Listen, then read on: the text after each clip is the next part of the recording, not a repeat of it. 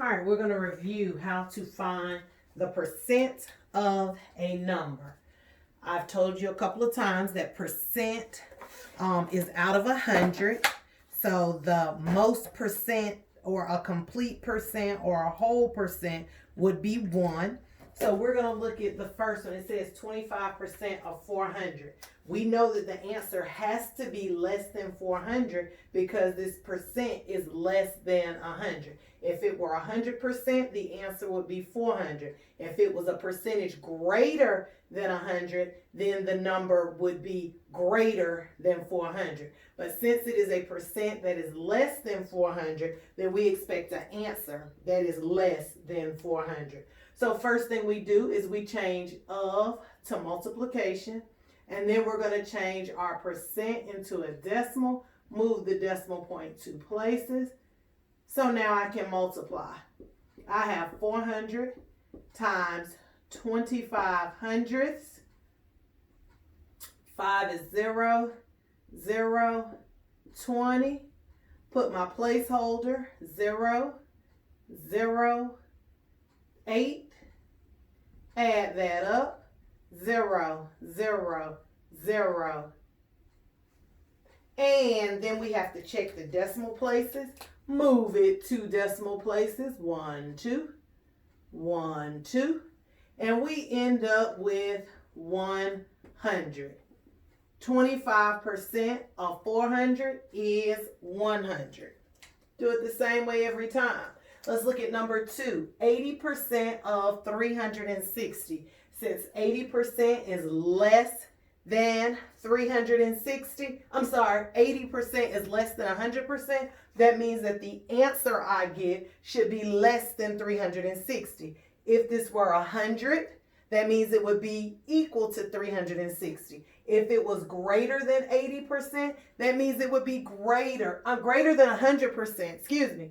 If this percent were greater than 100%, then it would be greater than 360. Now the number should be close to 360 because it's 80%, and 80% is very close to 100%. Not right there at it, but very close. I'm going to follow the same steps. Nothing changes.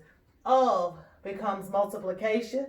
Here, I change my percent to a decimal, 1, 2. I am ready to multiply.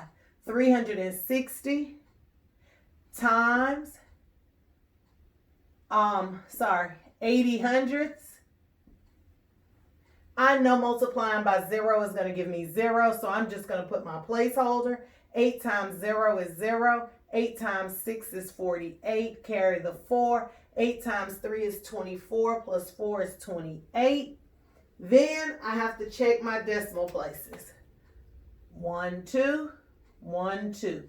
That means that 80% of 360 is 288. Remember, if this was $400 or this was $360, then you would need to write your answer as $1. Now we're going to do something similar to number 3 and number 4. We're going to find the percent, but then we're going to change the percent into a decimal. Remember I told you when I use the triangle is the sign for change, delta. So we're going to change our percent to a decimal once we get our answer. We're going to change it back.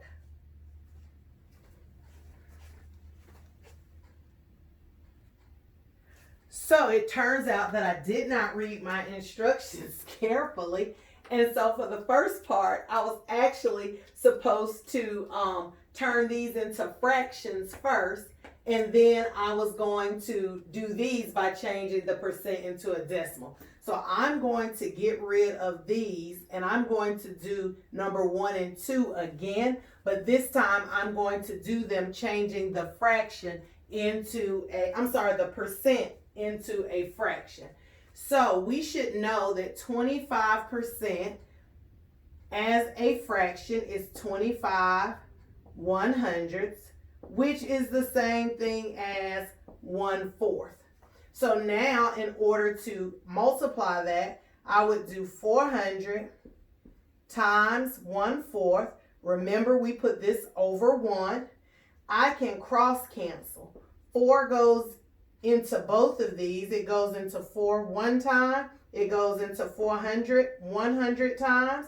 100 times 1 is 100.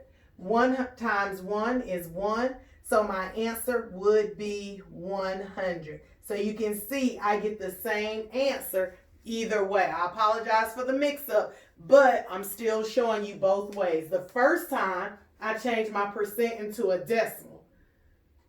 This time, I'm changing my percent into a fraction. All right, here, 80% is 80 out of 100.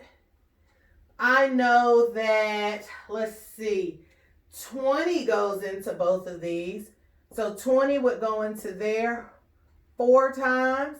20 would go into here 5 times, 4/5. So now I'm able to multiply. So I would multiply 360 times 4/5. Put this over 1. I can reduce these. I can cross cancel. 5 goes into itself 1 time. 5 goes into here 7 times. 72 times. 72 times 4 is 8. 28. And because it's all crammed over there, 1 times 1 is 1. So my answer would be 288. So it does not matter which method I use. I need to use the method that's the easiest. In this case, doing it as a fraction was not bad. Those other problems I had on here to begin with, if you go back to the beginning of the video and just copy those down, those you only want to do as making it into a decimal just because of the numbers that you have. So make sure that you practice these. This will help you with your classwork today. On page 107, numbers 1 and 2 and 3. So go ahead and do those before we have class today. My 7th graders that are watching this video, this is a refresher for you to be able to remember how we do this. So 6th grade, before we meet today, you should actually have 1, 2, and 3 completed. All right, so that's it.